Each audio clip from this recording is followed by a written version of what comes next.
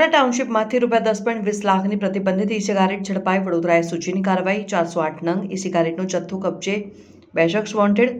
વડોદરા શહેરને નશામુક્ત બનાવવા પોલીસ દ્વારા હાથ ધરાયેલી કાર્યવાહીના ભાગરૂપે શહેર એસઓજીએ અકોટા ટાઉનશીપ વિસ્તારમાં દરોડા પાડીને ₹10.20 લાખની કિંમતની પ્રતિબંધિત ઈ સિગારેટનો જથ્થો ઝડપી પાડ્યો છે અને પોલીસે ચાઇના બનાવટની અલગ અલગ બ્રાન્ડ અને ફ્લેવરની કુલ 408 ઈ સિગારેટ કબજે કરી કાયદાના સંઘર્ષમાં આવેલા એક કિશોરને ઝડપી લીધો છે, જ્યારે જથ્થો રાખવાના મામલે 2 શખ્સને વોન્ટેડ જાહેર કરવામાં આવ્યા છે. પોલીસ કમિશનર નરસિંહા કોમરની સૂચનાથી શહેરમાં પાનના ગલ્લા અને ટોબેકો પ્રોડક્ટના વિક્રેતાઓ દ્વારા ઈ સિગારેટ, હેલ્થ વોર્નિંગ વિનાની સિગારેટ તથા ઈ હુક્કાના વેચાણ સામે કડક કાર્યવાહી કરવા સૂચના આપવામાં આવી હતી, જેના આધારે એસઓજી પીઆઈ પીડી જેતિયા તથા સ્ટાફ શહેર વિસ્તારમાં પેટ્રોલિંગમાં હતા.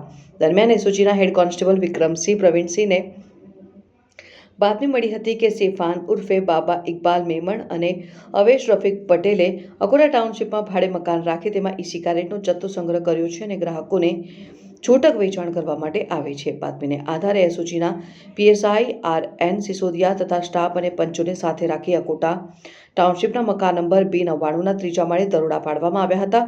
સ્થળ પરથી કાયદાના સંઘર્ષમાં આવેલ એક કિશોર મળી આવ્યો હતો અને મકાનની તલાશી લેતા અલગ અલગ બ્રાન્ડ અને ફ્લેવરની ચાઇના બનાવટની કુલ 408 ઈ સિગારેટ મળી આવી હતી, જેની કુલ કિંમત ₹10,20,000 હોવાનું સામે આવ્યું છે. પોલીસની પૂછપરછમાં કિશોરે આ જથ્થો સેફાન ઉર્ફે બાબા ઇકબાલ મેમણ તથા અવેશ રફીક પટેલનો હોવાનું જણાવ્યું હતું અને પોતે તેમની પાસે માસિક ₹5,000ના પગારે કામ કરતો હોવાનું પણ તેમણે જણાવ્યું હતું. વોન્ટેડ આરોપીમાં સેફાન ઉર્ફે બાબા ઇકબાલ મેમણ રહેઠાણ બહાર કોલોની આજવા રોડ વડોદરા, અવેશ રફીક પટેલ રહેઠાણ મહમ્મદવાડી અકોટા વડોદરા.